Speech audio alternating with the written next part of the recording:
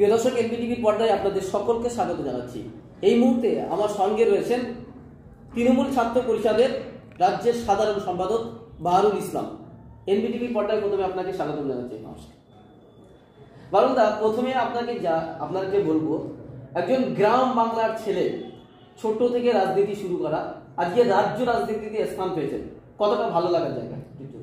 ভালো লাগার জায়গা বলতে প্রতিবাদ, আন্দোলন, লড়াই, সংগ্রামের মধ্য দিয়ে মমতা বন্দ্যোপাধ্যায়ের পথকে পাথেয় করে, তার ত্যাগ, নিষ্ঠা, আদর্শকে পাথেয় করে কাজ করার চেষ্টা করেছি। ভাঙড়ের মানুষের, গুরুজনদের দোয়া, ভাঙড়ের মানুষের দোয়া, আশীর্বাদ, আমার ভাঙড় মহাবিদ্যালয়ের ছাত্রছাত্রী যারা আমার ছোট ভাই বোনেরা, তাদের সহযোগিতা, ভালোবাসায় কাজ করার চেষ্টা করছি মাত্র, এই আর কি। 2021 সামনে নির্বাচন এসছে, এবং এই নির্বাচনে রাজ্যে বিজেপি তার রাজনৈতিক থাবা বসাচ্ছে, কতটা সেখানে তৃণমূলকে ভাঙতে পারবে বা তৃণমূলের ক্ষতি হবে বলে মনে করছেন? দেখুন, একটা জিনিস হচ্ছে, রাজ্যে এই বাংলার সংস্কৃতি, বাংলার কৃষ্টি, বাংলার যে কালচার, অন্য রাজ্যের মতো, অন্য রাজ্যে যেভাবে বিজেপি চেষ্টা করেছে এবং করেছে, এই বাংলায় হবে না। কারণ এই বাংলার কৃষ্টি, বাংলার কালচার, বাংলার সংস্কৃতি সম্পূর্ণ ভিন্ন ধর্মী। এখানে বাংলার মাটিতে ঠাকুর রামকৃষ্ণদেব জন্মেছেন। সে কিন্তু পূজা অর্চনার মাধ্যমে ঈশ্বরকে পেয়েছেন। আবার তিনি, মুসলিম লোকেরা যেমন মসজিদে নামাজ পড়ে, তেমনই তিনি নামাজও পড়েছেন। নামাজ পড়ে সেখানেও তিনি দেখেছেন ঈশ্বরকে পাওয়া যায়। তিনি বলেছেন, কালী, খ্রিস্ট, আল্লাহ সবই এক, যত মত তত পথ। এরকম ঠাকুর রামকৃষ্ণদেবের মতো মনীষীদের হিন্দুত্বকে যারা বিশ্বাস করে, তারা ওই নরেন্দ্র মোদী, অমিত শাহ হিন্দুত্বে বিশ্বাসী হবে না, এটা আমাদের বিশ্বাস। এখানে বাংলার পবিত্র মাটিতে নজরুল ইসলামের জন্ম, যে কিনা বলতে পারে এক বৃন্দে দুইটি কুসুম হিন্দু মুসলমান। তাই এই পবিত্র ভূমিতে বাংলার হিন্দুদের, বাংলার মুসলমানদেরকে কখনো বিভাজন করতে পারবে না। তারা যেটা ভাবছে, কিছু এমএলএ, কিছু তৃণমূলের নেতৃত্বকে কিনে নিয়ে যদি তারা মনে করে বাংলার রাজনীতিতে বাংলার মানুষের আবেগকে ভেঙে চুরমার করে দেবে, যে সর্বভারতীয় পর্যায়ে তারা একের পর এক ব্যর্থ, মিথ্যা প্রতিশ্রুতি, যেখানে রেল থেকে, কোল থেকে শুরু করে সমস্ত বিক্রি করে দিচ্ছে। ভারতবর্ষের জিডিপি আজকে কোন জায়গায় নেমে গেছে, অর্থনৈতিক অবস্থা যখন তলানিতে থেকে গেছে। যে প্রতিশ্রুতি তারা দিয়েছিল, বছরে 2 কোটি বেকারকে চাকরি দেবে, প্রতিটি মানুষের অ্যাকাউন্টে 15 লক্ষ টাকা করে দেবে, কোনো প্রতিশ্রুতি তারা মানেনি, কোনো প্রতিশ্রুতি তারা রাখেনি। এমন একটা মিথ্যাচার, ধাপ্পাবাজ সেই নরেন্দ্র মোদী, তার নেতৃত্বে এখানে তাদের কোনো মুখই নেই। সেই নরেন্দ্র মোদীর মুখকে যদি এই বাংলার, যে তার গুজরাটের মানুষের রক্তে যার মুখ রাঙা হয়ে রয়েছে, সেই মানুষের, সেই সাম্প্রদায়িক একজন বিনষ্টকারী মানুষ, তার নেতৃত্বে এই বাংলায় বিজেপি কিছু করতে পারবে না বলে আমার বিশ্বাস। না, আপনি বললেন যে বিজেপি যে প্রতিশ্রুতি দিয়েছিল সেই প্রতিশ্রুতি সব পূরণ করেনি, কিন্তু আপনার রাজ্য সরকারও তো অনেক কিছু প্রতিশ্রুতি দিয়েছিল, সবগুলো পূরণ করতে পারেনি। যেমন সংখ্যালঘুদের জন্য 10,000 মাদ্রাসা দেবে বলেছিল, ফলে সেক্ষেত্রে কি তৃণমূলের ব্যর্থতা নয়? দেখুন, ব্যর্থতা বলতে মানে মমতা বন্দ্যোপাধ্যায় যে পর্যায়ে থেকে কাজটা শুরু করেছে, আজকে দেখুন, যে একদম যে বাচ্চাটি ক্লাস মানে একদম 1-এ যখন প্রাইমারি স্কুলে যাচ্ছে, তার থেকে সেখান থেকেই তার এডুকেশন সিস্টেমটাকে যেভাবে সংখ্যালঘুদের জন্য ওবিসি এর যেমন 10% সংরক্ষণ এবং ওবিসি বিরোধীদের জন্য 7% সংরক্ষণ, এগুলো এডুকেশন এবং শিক্ষা ব্যবস্থায় একটা আমূল পরিবর্তন এনেছে। যে ক্লাস 1-এর একটা বাচ্চা স্টাইপেন্ড পেতে পারে, ক্লাস 1-এর একটা বাচ্চা যেখানে ড্রেস পেতে পারে, জুতো পেতে পারে, জামা মানে পেতে পারে, সে পেট ভরে খাওয়া পেতে পারে, বই, ব্যাগ থেকে এভরিথিং পেতে পারে। এই প্রজন্মটাকে এগিয়ে নিয়ে যাওয়ার যে চেষ্টা মমতা বন্দ্যোপাধ্যায় করছেন, সেইগুলো দেখুন একটা ভঙ্গুর অবস্থা। 34 বছরের বাম শাসনে এই বাংলাকে চূর্ণ বিচীর্ণ হয়ে গেছিল। আপনি 34 বছরের যে বাম রাজত্ব, সেখানে দেখুন 56,000 কলকারখানাকে বন্ধ করেছে, হাজারে হাজারে মানুষকে খুন করেছে, প্রতিবাদ আন্দোলন করতে দেয়নি। মমতা বন্দ্যোপাধ্যায় কৃষকের পাশে, গরিবের পাশে, শ্রমিকের পাশে, সংখ্যালঘু মুসলিমদের পাশে যে আছে, তার কারণেই তো আজকে এই বিজেপি যারা বলছে, মিথ্যাচার করছে, যে সংখ্যালঘুদের তোষণ করছে মমতা বন্দ্যোপাধ্যায়, তাহলে তার দায়টা এই ঘাড়ে আসছে কেন যদি মুসলমানদের জন্য কিছু না করে থাকে? বিজেপি বলছে যে তৃণমূলের নেতারা হচ্ছে দুর্নীতিবাজ, তারা দুর্নীতি করেছে, তারা কাটমানি খেয়েছে, ফলে আর নয় অন্যায়, ফলে তারা নতুন স্লোগান তুলেছে এবং রাজ্যে পরিবর্তন চাইছে। কি বলবেন? পরিবর্তন তারা কি চাইবে? দুর্নীতির আখড়ায় যদি বিজেপির একজন নেতৃত্বের কথা বলি, কি দুর্নীতি হচ্ছে, কি পুকুর চুরি হচ্ছে। আজকে দেখুন, যারা ভারতবর্ষ থেকে টাকা নিয়ে পালিয়ে চলে গেল, তিনি যে বলেছিলেন কালো টাকা উদ্ধার করবেন, উদ্ধারের নামে নোট পরিবর্তন করলেন। সেই নোট পরিবর্তন করে দেখা গেল যে ব্যাংকে সমস্ত টাকা জমা হলো, আর টাকা জমা হওয়ার পরে নীরব মোদিরা থেকে শুরু করে, ললিত মোদিরা থেকে শুরু করে যারা গুজরাটি ভাইরা, তারা এই ভারতবর্ষ থেকে সমস্ত টাকা নিয়ে বিদেশে পালিয়ে গেল। তাহলে ভারতবর্ষের টাকা নিয়ে বিদেশে পালিয়ে গেল, এই ভারতবর্ষের এই যে সিকিউরিটি, এই বিমানবন্দরগুলো, এবং এক দেশ থেকে অন্য দেশে পালিয়ে যেতে গেলে সেখানে কি রাজ্য সরকারের কোনো ভূমিকা থাকে? সেখানে কিন্তু ভূমিকা থাকে সেন্ট্রাল গভর্নমেন্টের। তাহলে সেন্ট্রাল গভর্নমেন্ট, নরেন্দ্র মোদী তাদেরকে পালাবার সুযোগ করে দিয়েছেন। একাধারে বললেন যে নোট পরিবর্তন হলো, সমস্ত টাকা ব্যাংকে দিয়ে দাও। যেই আমরা ব্যাংকে টাকা জমা করে দিলাম, লাইনে দাঁড়িয়ে হাজারে হাজারে মানুষ মরল, তারা দুর্দশার মধ্যে পড়ে গেল, আর সেই টাকাগুলো নিয়ে তার লোকেরা পালিয়ে গেল। সেখানে দেখবেন একজনও ওই তালিকায় কোনো সংখ্যালঘু মুসলিমদের নাম নেই। কিন্তু তাহলে আপনি কি মনে করছেন যে আপনাদের সরকার তৃণমূল আবার ক্ষমতায় আসছে? নিশ্চিতভাবে 200-র উপরে আসন নিয়ে মমতা বন্দ্যোপাধ্যায় আবার ক্ষমতায় আসবেন এবং হ্যাট্রিক করবেন।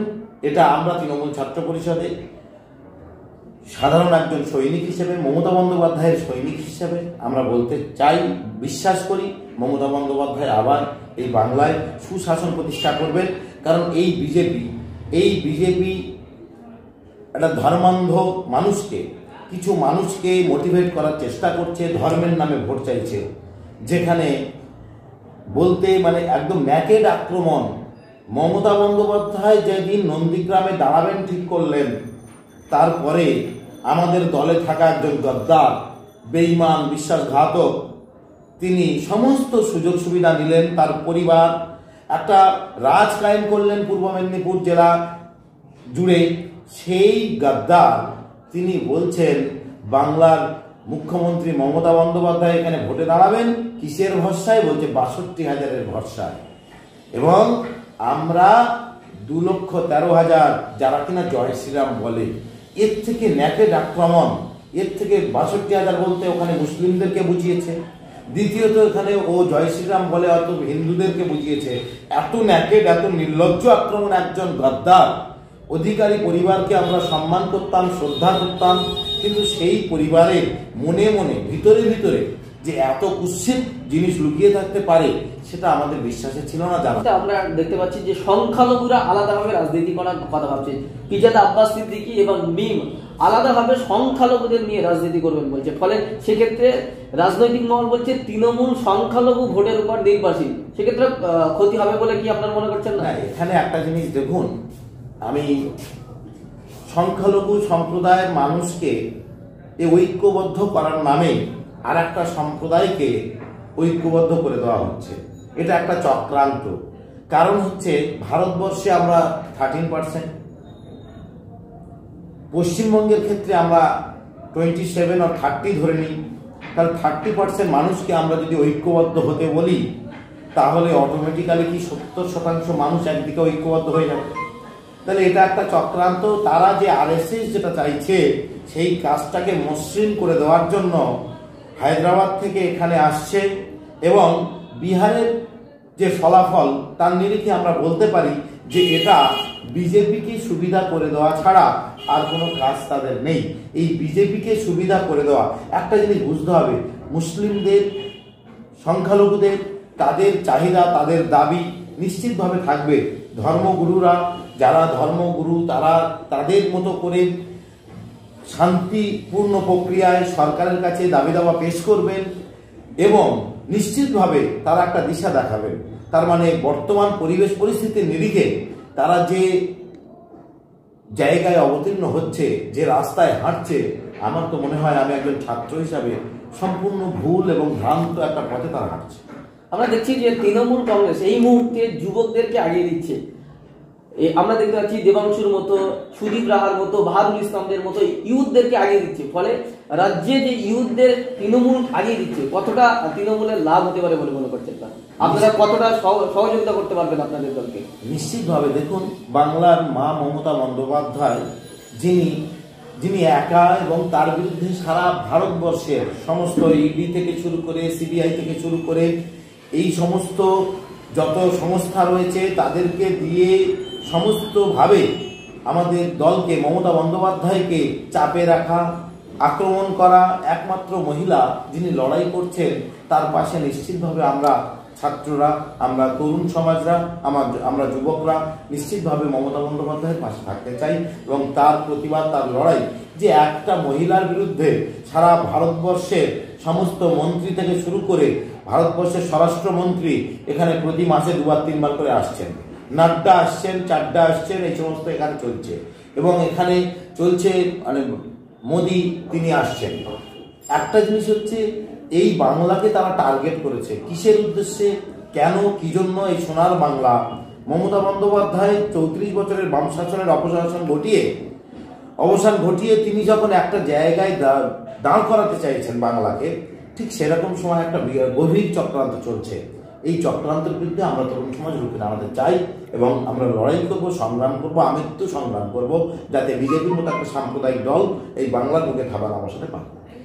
বামপন্থীরা বলছে, সিপিএম কংগ্রেসের দাবি করছে, সুজন চক্রবর্তী, মোহাম্মদ সেলিমরা বলছেন যে তৃণমূল আর বিজেপি মিলে একসঙ্গে হয়ে গেছে বিজেপি।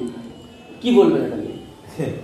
মানে এটা একটা হাস্যকর ব্যাপার, কারণ যারা বাংলায় ক্ষমতায় আসীন ছিলেন 34 বছর, তারা যখন একটা জায়গায় তৃণমূল কংগ্রেস ক্ষমতায় এলো তখনও তাদের একটা ভোটিং পার্সেন্টেজ তারা ধরে রেখেছিল।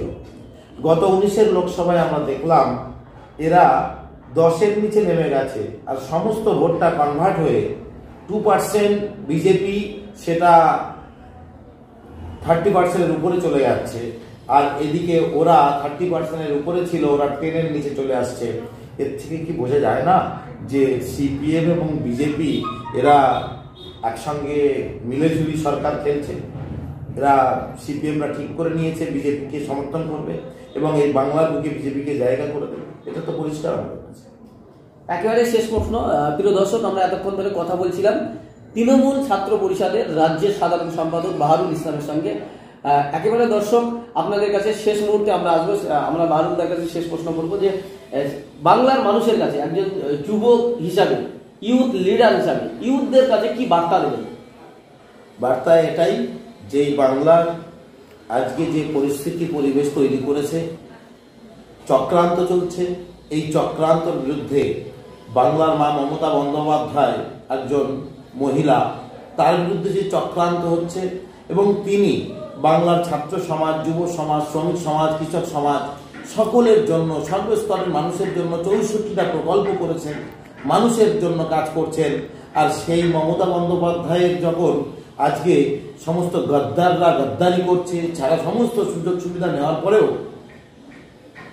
আজকে মমতা বন্দ্যোপাধ্যায়ের বিরোধিতা করছে, ঠিক এরকম একটা সময় এই কঠিন পরিস্থিতিতে সাম্প্রদায়িক শক্তিকে রুখতে আমাদের তরুণ সমাজ সবাইকে একসঙ্গে ঐক্যবদ্ধ হয়ে তৃণমূল কংগ্রেসের পাশে, মমতা বন্দ্যোপাধ্যায়ের পাশে, অভিষেক বন্দ্যোপাধ্যায়ের পাশে থাকার আহ্বান রাখছি।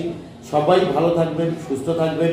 ধন্যবাদ। প্রিয় দর্শক, এখন এই পর্যন্ত। পরবর্তী খবরে আপডেট পেতে আমাদের সঙ্গে থাকবেন। সকলে ভালো থাকবেন, সুস্থ থাকবেন। এসআর ইউনিকম, এখানে সহজ কিস্তিতে নামি দামি কোম্পানির মোবাইল সুলভ মূল্যে পাওয়া যায় এবং বিভিন্ন কোম্পানির fridge, mixer machine, AC, LED TV, home theatre ও বিভিন্ন ইলেকট্রনিক দ্রব্য সুলভ মূল্যে বিক্রয় করা হয়। ঠিকানা চিনিপুকুর রোড, কাশীপুর, দক্ষিণ 24 পরগনা। বিস্তারিত জানতে কল করুন 9153200300